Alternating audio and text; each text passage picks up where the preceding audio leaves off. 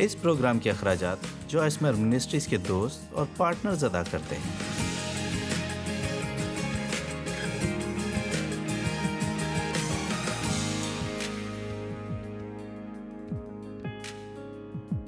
آج ہمارے ساتھ شرکت کے لیے آپ کا شکریہ۔ میں بھی آپ کے لیے دعا گو ہوں کہ آپ اس پروگرام سے صرف لطف اندوز نہ ہو بلکہ آپ کچھ ایسا سیکھیں جو آپ کی روزمرہ زندگی میں مدد کرے۔ میں نے کل ترجیحات کے بارے میں بات کرنا شروع کی تھی اور میں آج اس تعلیم کو جاری رکھنا چاہتی ہوں، اور میں صرف اتنا کہوں گی کہ میں اس معاملے میں اتنی دلچسپی نہ لیتی۔ اگر یہ صرف ایک عام بات ہوتی تو میرا ایمان ہے کہ جو چیز ہماری ترجیح ہونی چاہیے وہ ہمیشہ پہلے خدا ہے، پھر خاندان، اور پھر آپ خود۔ اور میں جانتی ہوں یہ تھوڑا عجیب سا لگتا ہے، بہت دفعہ آپ نے لوگوں کو ترجیحات پر پڑھاتے سنا ہوگا، بہرحال وہ کبھی بھی آپ کو وہاں تک لے کر نہیں جاتے۔ مگر بات یہ ہے کہ اگر آپ اپنا خیال نہیں رکھتے تو آپ کبھی بھی اس قابل نہیں ہوں گے کہ آپ کسی دوسرے کی مدد کر سکیں یا اس کا خیال رکھ سکیں۔ خدا چاہتا ہے کہ آپ اپنا خیال رکھیں، وہ آپ سے چاہتا ہے کہ آپ اپنی صحت کا خیال رکھیں، وہ آپ سے چاہتا ہے کہ آپ اپنے خیالات کی اور اپنے جذبات کی حفاظت کریں۔ آپ کو اپنے آپ کے لیے کچھ کرنے کی ضرورت ہے۔ کبھی کبھار جس سے آپ لطف اندوز ہوتے ہیں اس سے آپ کو آرام لینے کی ضرورت ہے۔ اگر آپ ان لوگوں کی فہرست میں سب سے آخر میں ہیں جن کا آپ خیال رکھتے ہیں تو آپ کو کئی چیزیں چھوڑنے کی ضرورت ہے۔ یہ یاد رکھیں، بہترین تحفہ جو آپ کسی کو دے سکتے ہیں وہ آپ کا ان کے لیے مددگار ہونا ہے۔ اور پھر اس کے بعد میں سمجھتی ہوں ہمارے روزگار ہیں جن کے ذریعے ہم پیسے کماتے ہیں، اور پھر میں سمجھتی ہوں کہ ہمارا دوسروں کے لیے کام کرنا ہمیشہ ہماری زندگی میں ایک ترجیح ہونا چاہیے، کیونکہ یہ خدا کے لیے ایک ترجیح ہے۔ آپ نے غور کیا؟ ہم چیزوں کو اس طرح سے نہیں دیکھتے جس طرح دنیا دیکھتی ہے، بلکہ ہم اسے اس انداز سے دیکھ رہے ہیں جس طرح خدا اسے اپنے کلام میں سکھاتا ہے۔ یاد رکھیے، اگر آپ خدا کے انداز سے کام کرتے ہیں تو آپ ہمیشہ بہتر زندگی گزاریں گے بنسبت اس کے کہ آپ دنیا کے مطابق زندگی گزاریں۔ لہٰذا یہ کہہ کر آغاز کروں گی، پہلا یوحنا 5:21 میں ہے کہ اے بچوں، اپنے آپ کو جھوٹے خداؤں اور بتوں سے بچائے رکھو۔ کوئی بھی ایسی چیز جو آپ کی زندگی میں اور دل میں خدا سے بھی زیادہ اہمیت حاصل کر لیتی ہے اور اس کے کسی بھی متبادل سے جو آپ کی زندگی میں پہلی جگہ لے، اس سے خود کو بچائیں۔ آمین، ایسا ہی ہو۔ آپ جانتے ہیں بہت سال پہلے، خدا کا شکر ہے کہ یہ بہت سال پہلے کی بات ہے، یقیناً میرے خیال میں مسیحی ہونے کا مطلب تھا یسوع پر ایمان رکھیں کہ وہ میرے لیے موا، میرے گناہوں کی قیمت ادا کی اور اپنے دل میں اسے قبول کریں اور چرچ جائیں، اور ہو سکتا ہے چرچ میں کچھ خدمت کریں۔ اور میں ایک خوشباش اور شادمان مسیحی نہیں تھی، میں بس ایک ایسی مسیحی تھی جسے ہر کوئی جانتا تھا کہ یہ مسیحی ہے۔ میرا خیال تھا کہ ایک مسیحی ہونے کا مطلب چرچ جانا ہے۔ لیکن 70 کی دہائی میں خدا نے میری زندگی کو چھوا اور میں جس کے لیے بلائی گئی اس میں شامل ہو گئی۔ میں جس کام کے لیے بلائی گئی اس میں شامل ہونا شروع ہو گئی۔ جب میں اپنی زندگی میں خدا کے بارے میں سنجیدہ ہونے لگی تب میں نے خدا کو اپنی زندگی میں اول مقام دینا شروع کیا، اور اس سے بہت سی باتیں بدل گئیں، اور یہ آپ کے لیے بھی ہونا چاہیے۔ مسیحی ہوتے ہوئے خدا آپ کی زندگی میں سب سے پہلے ہونا چاہیے۔ ہم اس بارے میں بات کریں گے کہ ہم اسے اپنی زندگی میں کس طرح اولیت دیتے ہیں، لیکن پہلے خدا، پھر آپ کا خاندان، پھر آپ خود اور آپ کا روزگار، اور پھر دوسرے لوگوں کے لیے کام کرنا۔ اور یقیناً یہاں کچھ لوگ ہیں جو اس بارے میں مختلف محسوس کرتے ہیں، لیکن یہ بس انداز ہے جو آج میں آپ کے سامنے پیش کرنا چاہتی ہوں۔ لہٰذا کچھ بھی دیوتا بن سکتا ہے، کوئی بھی چیز جو ہمارے لیے خدا سے زیادہ اہم ہو وہ دیوتا بن سکتی ہے۔ آپ اپنے کام کو خدا بنا سکتے ہیں، آپ خود کی بت پرستی کر سکتے ہیں اور زیادہ وقت اس بات میں گزار سکتے ہیں کہ آپ کیسے دکھتے ہیں بنسبت اس کے کہ آپ کیا کام کرتے ہیں۔ آپ اپنے بچوں یا دوستوں کی بت پرستی کر سکتے ہیں۔ ہمیں محتاط ہونے کی ضرورت ہے کہ ہم ہمیشہ اپنی زندگی میں خدا کو اولیت دیں، اور یہ ہمیں کیسے پتا چلے گا کہ ہم یہ سب کچھ کر رہے ہیں؟ جب ہم باقاعدگی سے اس کے ساتھ وقت گزارتے ہیں، کبھی کبھار نہیں، جب آپ کو وقت ملتا ہے بلکہ آپ اسے اپنے وقت کا پہلا حصہ دیتے ہیں۔ جہاں میری بات ہے، میں خدا کو صبح کا پہلا وقت دینا پسند کرتی ہوں۔ میں جانتی ہوں یہ بات مختلف لوگوں کے لیے مختلف ہے، یہ اس پر منحصر ہے کہ وہ زندگی کے کس مرحلے میں ہیں۔ جب میرے پاس گھر میں چھوٹے بچے تھے تو میں خدا کے ساتھ اتنا وقت نہ گزارتی جتنا اب گزارتی ہوں، مگر خدا پورا دن آپ کی بات چیت اور آپ کے خیالات میں ہو سکتا ہے۔ آپ اس سے کہیں بھی کسی بھی بارے میں کسی بھی وقت بات کر سکتے ہیں۔ خدا کو اولویت دینے کا دوسرا انداز یہ ہے کہ آپ اس کے کلام کا مطالعہ کریں۔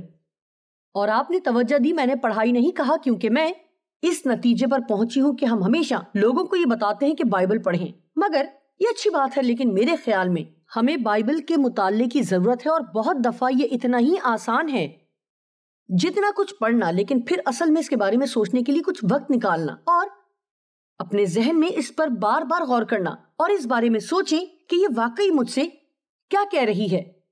لہٰذا ہمیں خدا کا کلام جاننے کی ضرورت ہے، کیونکہ اگر ہم خدا کا کلام نہیں جانتے تو ہم کبھی نہیں جانیں گے کہ ہماری زندگی میں سب سے اہم کیا ہونا چاہیے، اور اگر ہم خدا کا کلام جانتے ہیں تو ہمارے پاس روحانی علم ہوگا جس سے ہمیں ایسے فیصلے کرنے میں مدد ملے گی جو ہماری ترجیحات کو ہمیشہ ترتیب میں رکھیں گے۔ ہر وقت خدا کا شکر کریں۔ میرا مطلب ہے کہ ہماری شکر گزاریاں ہماری درخواستوں سے بہت زیادہ بڑھ کر ہونی چاہیے۔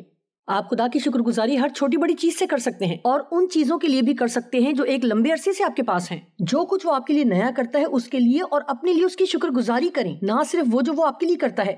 ہم خدا کے بغیر کہاں ہوں گے؟ آپ ہر بات میں اس کی رہنمائی کی تلاش کرتے ہوئے خدا کو اولویت دے سکتے ہیں۔ امثال کی کتاب 3 باب میں کہ سارے دل سے خداوند پر توکل کر اور اپنے فہم پر تکیہ نہ کر، اپنی سب راہوں میں اس کو پہچان اور وہ تیری رہنمائی کرے گا۔ ہر روز جب آپ دن کا آغاز کریں تو کہیں خداوند میں آج جو کچھ بھی کرتی ہوں اس میں مجھے تیری رہنمائی کی ضرورت ہے۔ بعض اوقات جب آپ کوئی فیصلہ کرتے ہیں تو چند منٹ نکالیں اپنے لیے، چند منٹ، 3 منٹ، 5 منٹ نکالیں اور اپنے دماغ کو پرسکون کریں اور دیکھیں کہ آپ کا دل کیا کہہ رہا ہے۔ خدا کا فرما بردار ہونا اسے اپنی زندگی میں اولویت دینے کا ایک بہترین طریقہ ہے، اور ابھی میں کہہ سکتی ہوں کہ خدا ہمیشہ صحیح ہے، چاہے ہم کچھ بھی سوچیں۔ اس سے کوئی فرق نہیں پڑتا کہ یہ کیسا لگتا ہے، خدا ہمیشہ ہی صحیح ہے۔ جب آپ خدا کے طریقے سے کام کرتے ہیں تو آپ کو اپنی زندگی زیادہ پسند آتی ہے بنسبت اس کے کہ آپ خدا کے طریقے سے کام نہیں کرتے۔ جب آپ اس کے کلام کو نہیں جانتے تو آپ اس کی راہوں کو بھی نہیں جان سکتے۔ دنیا میں رہتے ہوئے اس کے کام کریں۔ خدا جس طرح بھی چاہتا ہے انجیل کی منادی میں تعاون کر سکتا ہے، لیکن وہ خدمت کے کام میں شریک ہونا چاہتا ہے۔ یہ ان طریقوں میں سے ایک ہے جس سے ہم اس کے لیے اپنی محبت کا اظہار کرتے ہیں۔ بہت مرتبہ جب کوئی پاسٹر چرچ کی عبادت میں ہدیے وصول کرتا ہے تو وہ کہتا ہے ہم محبت بھرے ہدیے وصول کریں گے۔ یہ بس ایک جملہ ہے جس کے مطلب سے ہم سب مکمل طور پر واقف نہیں ہیں۔ اس کا مطلب یہ ہے کہ ہم جو کچھ دے رہے ہیں وہ خدا سے ہماری محبت کی وجہ سے دے رہے ہیں، کیونکہ جو کچھ اس نے ہماری زندگی میں کیا ہے ہم اسے سراہتے ہیں، کیونکہ ہم دوسروں سے محبت کرتے ہیں اور ہم ایسے لوگوں کو ملنا چاہتے ہیں جو یسوع کو نہیں جانتے مگر وہ انجیل کو قبول کرتے ہیں اور اسے جان جاتے ہیں اور اس کی طرح بن سکتے ہیں۔ آپ جانتے ہیں چند سال پہلے WWJD کنگن بہت مقبول تھے، جس کا اردو میں مخفف ہے کہ یسوع نے کیا کیا، لیکن واقعی ہر صورت میں ہمیں وہی کرنا چاہیے جو یسوع نے کیا۔ ایک آدمی آج صبح مجھے ایک ایسی صورتحال کے بارے میں بتا رہا تھا جو کل رات اس کی دکان میں بنی۔ کسی نے اس پر چیخنا شروع کر دیا اور ایک بڑا فساد بنا دیا اس بات پر جو بڑی بات نہیں تھی، اور اس نے کہا کہ اسے واقعی ہی ایک گہرا سانس لینا ہوگا اور 5 یا 6 تک گننا ہوگا اور فیصلہ کرنا ہوگا کہ اسے کیا کرنا ہے۔ اور اس نے فیصلہ کیا کہ اگرچہ وہ اس آدمی کے ساتھ بحث کرنا پسند کرے یا شاید اس آدمی کے ساتھ لڑائی بھی کرے تو بھی وہ جانتا تھا خدا اسے ضرور پرامن رکھے گا، لہٰذا اس نے وہ کیا جو اس آدمی نے اسے کرنے کو کہا، صرف اس لیے کہ امن رہے۔ ہمیں ہمیشہ ہر صورتحال میں وہ کرنے کی ضرورت ہے جو یسوع نے کیا۔ زبور 37:4 میں ہے کہ خداوند میں مسرور رہ اور وہ تیرے دل کی مرادیں پوری کرے گا۔ مجھے یہ حوالہ پسند ہے۔ ایک اور بہت زبردست حوالہ ہے کہ متی 6:33 میں بلکہ تم پہلے اس کی بادشاہی اور اس کی راست بازی کی تلاش کرو۔ تلاش کرنا ایک پرزور لفظ ہے، اس کا مطلب ہے خدا کی بادشاہی کی پیروی کرنا، اس کا پیچھا کرنا اور اس کی خواہش کرنا۔ خدا کا ہونے کے لیے اور کچھ کرنے کے لیے پہلے خدا کی راہوں اور اس کی بادشاہت کی تلاش کریں، تو پھر یہ سب چیزیں بھی تم کو مل جائیں گی۔ آپ جانتے ہیں، اگر آپ اپنے آپ کو مسیحی کہتے ہیں اور آپ نے اپنی زندگی کو صرف خدا سے جوڑا ہے اور چاہتے ہیں کہ وہ اسے برکت دے اور اسے اچھا بنا دے، تو آپ یہ سب غلط سوچ رہے ہیں۔ آپ کو ضرورت ہے کہ آپ خدا کو ترجیح دیں اور پھر ایسی زندگی جئیں جو اسے خوش کرے، اور اگر آپ وہ کام کرتے ہیں جو اسے خوش نہیں کرتے تو پھر آپ کو ضرورت ہے کہ آپ اس سے مدد مانگیں۔ آپ میں طاقت ہے کہ آپ اپنی زندگی میں ان تمام باتوں سے چھٹکارا پا سکتے ہیں۔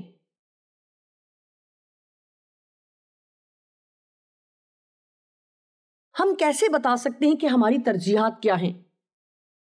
جس کام میں آپ اپنا وقت لگاتے ہیں اس سے ظاہر ہوتا ہے کہ آپ کی ترجیحات کیا ہیں، لیکن یہاں کچھ اور بھی باتیں ہیں۔ آپ اکثر کس بارے میں بات کرتے ہیں؟ مجھے یاد ہے کہ غالباً 40 سال پہلے میں ایک مشن کے سفر پر گئی، اور میرا پہلا سفر ہندوستان میں تھا، اور وہ شخص جو ہمیں لے کر گیا وہ ایک دوست تھا، اور ہم 2 ہفتے کے سفر سے واپس آئے، اور اس نے مجھ سے کہا کیا آپ کو احساس ہے کہ اس سفر پر آپ نے صرف ایک ہی موضوع پر بات کی، اور وہ خدا اور خدا سے متعلق باتیں تھیں؟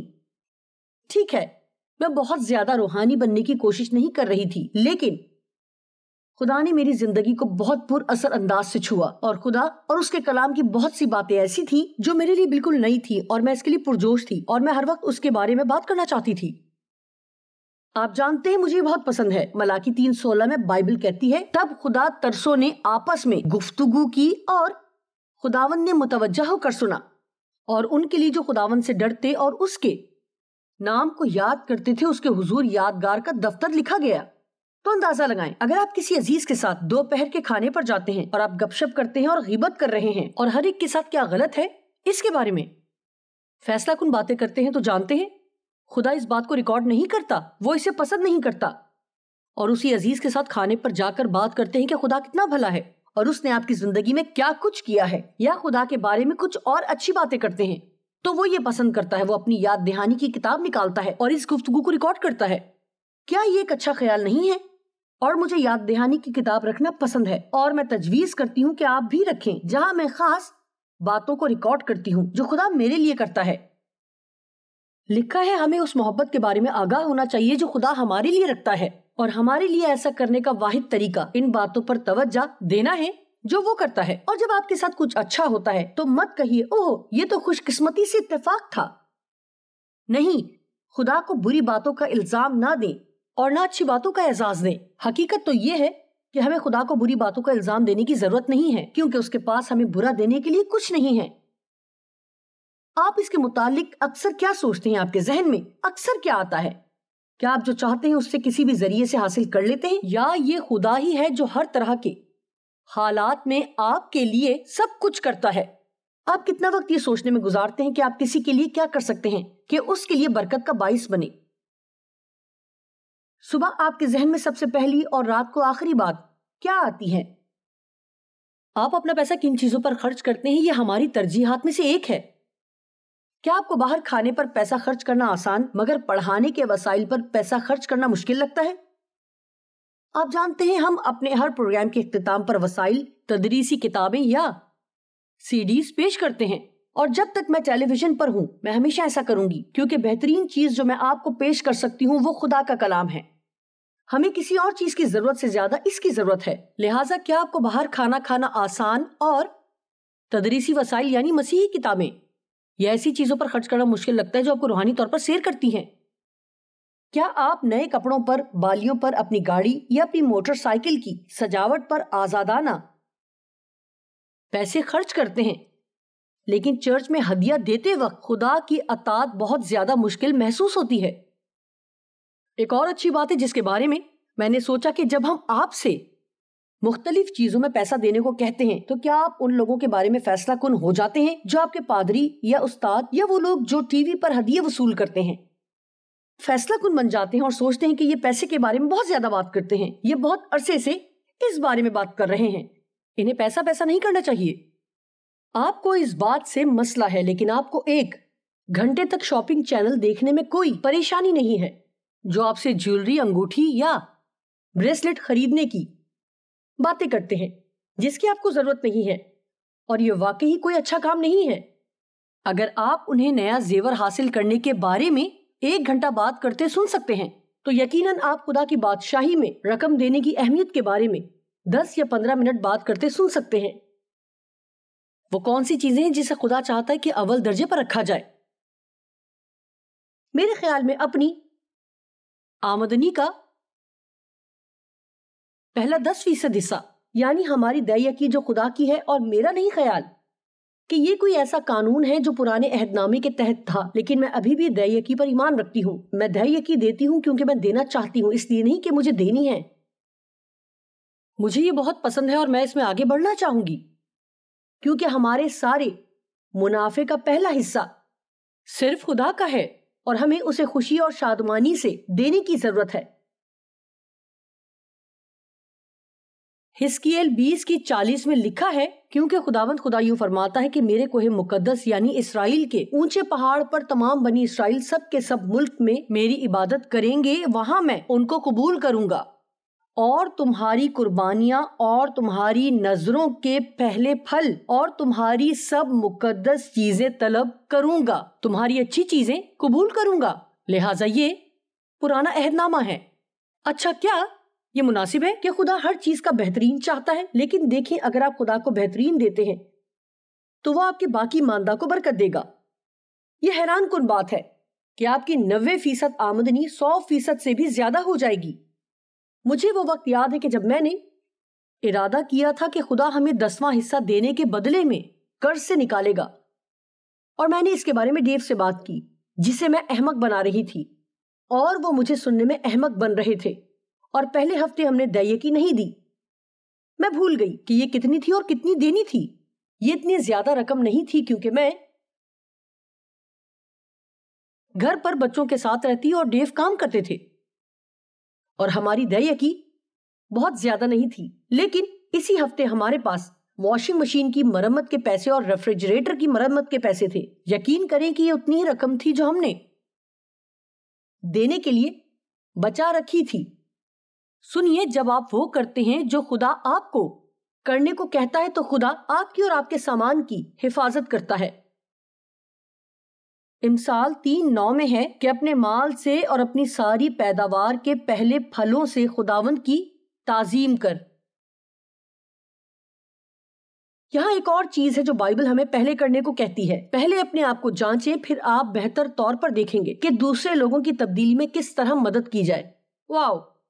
متی 7:5 میں ہے، اے ریاکار، پہلے اپنی آنکھ میں سے تو شیطان نکال، پھر اپنے بھائی کی آنکھ میں سے تنکے کو اچھی طرح دیکھ کر نکال سکے گا۔ یہ سب حیرت انگیز ہے کہ ہم دوسرے لوگوں کی غلطی تو کھوجتے ہیں لیکن اپنی غلطیوں سے واقف نہیں ہوتے جو ان کی غلطیوں سے بھی بہت بڑی ہیں۔ کیونکہ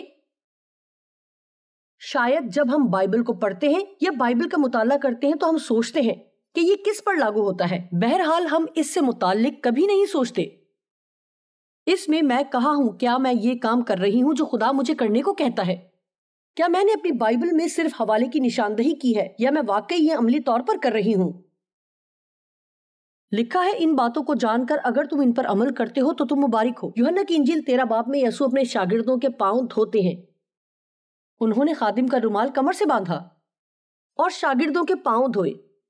ان دنوں میں پاؤں صاف نہیں بلکہ گرد آلود ہوتے تھے کیونکہ وہ لوگ سینڈل پہنتے تھے، اور یسوع نے، بادشاہوں کے بادشاہ نے، اپنی پوشاک اتاری اور خادم کا رومال کمر سے باندھا اور ان کے قدموں میں جھک گئے اور ان کے پاؤں دھوئے۔ اور بے شک بات یہاں پر صرف پیروں کی نہیں ہے بلکہ یہ کہ ہمیں خادم بننے کی ضرورت ہے اور ہمیں ناگوار یہاں تک کہ ہر طرح کے ادنا کام کرنے کی بھی ضرورت ہے، اور یہ سب کچھ خدا کے لیے خوشی سے کریں۔ اور اس طرح سے وہ یہ مثال دیتا ہے کہ اس نے کیسے پاؤں دھوئے اور ان کا کیسا رد عمل تھا۔ اور پھر یوحنا 13:17 میں لکھا ہے کہ اگر تم ان باتوں کو جانتے ہو تو بشرطے کہ تم ان باتوں پر عمل بھی کرو۔ یعقوب نے اپنی خط میں کہا، کلام پر عمل کرنے والے بنو، نہ محض سننے والے۔ میں حقیقت میں آج یہ چاہتی ہوں کہ لوگ اس حوالے سے ضرور سوچیں کہ کیا آپ وہ کر رہے ہیں جو خدا کا کلام کہتا ہے کہ آپ کریں، یا کیا آپ ایسا نہ کرنے کا بہانہ بنا رہے ہیں، یا شاید اسے کسی اور وقت کے لیے ملتوی کر رہے ہیں۔ بائبل مقدس میں حبقوق کی کتاب میں لوگوں کا ایک گروہ ہے جسے خدا نے 18 سال پہلے کہا تھا کہ وہ خدا کا گھر بنائیں، لیکن وہ آج بھی اپنا گھر بنا رہے ہیں اور خدا کا گھر نہ بنانے کے لیے بہانے بناتے ہیں، اور وہ اپنے حالات کے بارے میں شکایات کرتے تھے کیونکہ ایسا لگتا تھا کہ جو کچھ ان کے پاس تھا وہ سب وہ کھو چکے ہیں۔ جانتے ہیں ان کے پاس کافی نہیں تھا، وہ ہمیشہ گھاٹے میں رہتے تھے اور وہ نہیں جانتے تھے کہ ایسا کیوں تھا، اور خدا نے انہیں بتایا کہ ایسا اس لیے ہے کیونکہ تم میرا گھر بنانے کے بجائے اپنا گھر بناتے ہو۔ ٹھیک ہے، کون سا گھر آپ تعمیر کر رہے ہیں؟ کیا آپ اپنا وقت صرف اپنے گھر میں تھوڑا سا جوڑنے کے لیے صرف کر رہے ہیں مگر آپ خدا کی بادشاہت کے کام کے لیے کچھ نہیں دے رہے؟ آپ صرف اپنے آپ کو تکلیف دے رہے ہیں۔ خدا انجیل کی منادی کے لیے مہیا کرے گا۔ دینا ایک موقع ہے۔ اب کلام مقدس میں دیکھیں، غلطیوں 6 باب میں لکھا ہے دوسروں کے ساتھ نیکی کرنے کا کوئی بھی موقع ہاتھ سے جانے نہ دیں۔ کتنے مواقع ہمارے سامنے آتے ہیں اور ہم بس لوگوں کو کہتے ہیں کہ ہم آپ کے لیے دعا کریں گے، جب واقعی اگر ہم چاہیں تو ہم ان کی مدد کر سکتے ہیں۔ خود کو جانچیں جب آپ خدا کا کلام پڑھتے ہیں، مذمت کے تحت یا فیصلہ کن انداز میں ایسا نہ کریں جو آپ کو اپنے بارے میں برا محسوس کروائے، لیکن اگر کلام خدا کا کلام آئینے کی مانند ہے تو جب ہم اس میں دیکھتے ہیں تو پھر ہمیں غور کر کے دیکھنا چاہیے کہ ہم کیسے ہیں، جس طرح بائبل ہمیں بتائے۔ اس کا موازنہ خود سے کریں، اور اگر ہم دیکھتے ہیں کہ ہم کسی عمل میں کمزور ہیں تو اس قائلیت کو قبول کریں، خدا کے ساتھ متفق ہوں، پھر اپنے لیے معافی مانگیں اور پھر اسے کہیے کہ اس معاملے میں تبدیلی کے لیے آپ کی مدد کریں تاکہ آپ وہ کام کریں جو آپ کو کرنا چاہیے۔ خود کو جانچیں۔ مجھے دوبارہ متی 7:5 پڑھنے دیں۔ اے ریاکار ریاکار سے کیا مراد ہے؟ ایک ریاکار وہ ہے جو دوسروں کو جو کرنے کو کہتا ہے وہ سب وہ خود نہیں کرتا۔ اے ریاکار، پہلے اپنی آنکھ میں سے تو شیطان نکال، پھر اپنے بھائی کی آنکھ میں سے تنکے کو اچھی طرح دیکھ کر نکال سکے گا۔ مجھے یہ آیت پسند ہے۔ بائبل کہتی ہے ہم کیوں دوسرے لوگوں کی عدالت کریں۔ میرے خیال میں یہ بات رومیو 2:1 میں ہے، کیونکہ ہم وہی کام کرتے ہیں جس کے لیے ہم ان پر الزام لگاتے ہیں۔ غلطیوں 6:1 میں ہے، اے بھائیوں اور بہنوں، اگر کوئی آدمی کسی قصور میں پکڑا بھی جائے تو تم جو روحانی ہو اس کو حلم مزاجی سے بحال کرو اور اپنا بھی خیال رکھ کہیں تو بھی آزمائش میں نہ پڑ جائے۔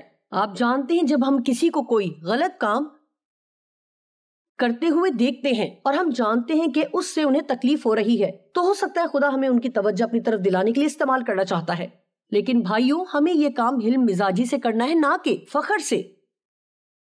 کبھی مت سوچیں خیر میں ایسا کبھی نہیں کروں گی، کیونکہ واقعی ہی آپ نہیں جانتے کہ اگر خدا آپ کی ہر وقت مدد نہ کرے تو آپ کیا کر سکتے ہیں۔ بائبل کہتی ہے جاگو اور دعا کرو۔ میں غور کرتی ہوں اس کا کوئی ادھورا مطلب نہیں ہے۔ شخصی طور پر بیدار رہو، دعا کرو۔ کیا آپ وہ سب کچھ بننا چاہتے ہیں جو خدا چاہتا ہے کہ آپ بنیں؟ کیا آپ اپنی ترجیحات کو درست رکھنا چاہتے ہیں؟ پہلے خدا، پھر خاندان، اور پھر اپنے خاندانی رشتے استوار کریں۔ خاندان ہمارے لیے بہت اہم ہے۔ اگر آپ کے والدین بزرگ ہیں تو انہیں نظر انداز نہ کریں، وہ سب یاد کریں جو انہوں نے آپ کے لیے کیا، یہاں تک کہ اگر انہوں نے آپ کی اچھی پرورش نہیں کی۔ بہرحال آپ وہ کریں جو آپ کا ایمان ہے کہ یسوع کریں گے، اور ان سے محبت ظاہر کریں۔ اپنے خاندان میں ان لوگوں کا خیال نہ رکھنا اچھی بات نہیں جو اپنا خیال خود نہیں رکھ سکتے۔ اپنے بچوں کے ساتھ وقت گزاریں۔ ہر وقت صرف ٹی وی کو بچوں کی خبر گیری کرنے نہ دیں۔